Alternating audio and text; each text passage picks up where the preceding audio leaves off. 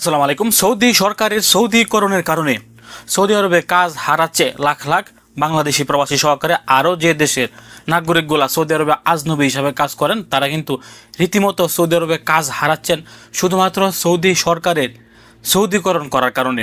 Saudi সরকার তারা 2030 সালকে সামনে রেখে তারা কিন্তু বিভিন্ন কোম্পানিকে তারা সৌদিকরণ করে ফেলতেছেন।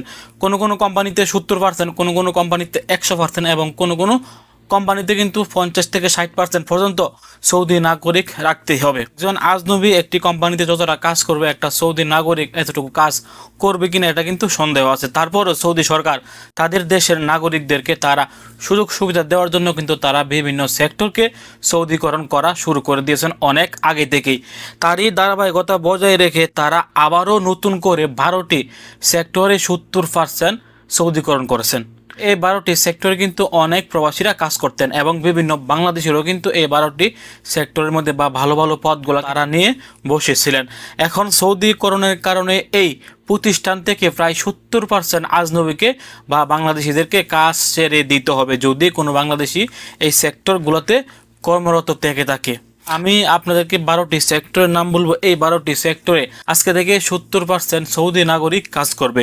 যদি সৌদি প্রশাসন 70% সৌদি নাগরিক না পায় ওই কোম্পানিতে চেক করতে গিয়ে, তাহলে কিন্তু তারা এখানে উল্লেখ করেছেন যে তারা কিন্তু এই কোম্পানিদেরকে শাস্তির আওতায় কিন্তু নিয়ে আসবেন।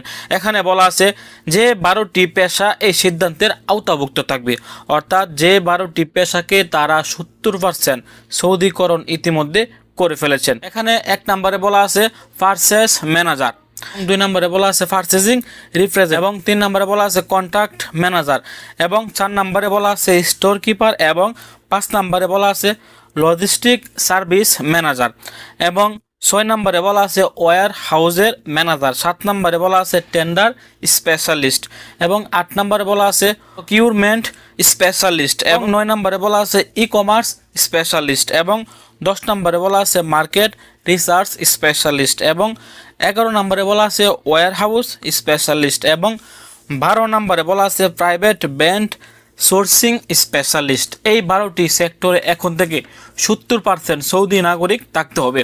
আগে এই 12টি সেক্টরে কিন্তু 2-3 জন সৌদি রেখে বাকিগুলো কিন্তু তারা আজনবী দিয়ে চালিয়ে দিতেন, কারণ একটা সৌদি নাগরিক কখনোই একজন আজনবীর কাজ কিন্তু করতে পারবে না।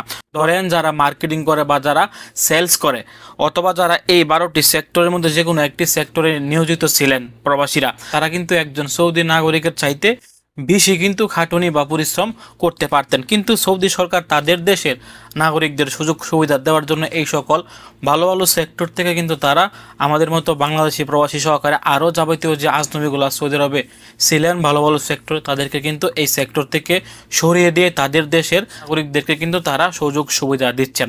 এই সৌদিকরণের কারণে কিন্তু সৌদি আরবে প্রায় লক্ষ লক্ষ প্রবাসীরা কিন্তু বেকার হয়ে গেছেন এবং অনেক প্রবাসীরা কিন্তু বিরক্ত হয়ে সৌদি আরবও ছেড়ে দিয়েছেন।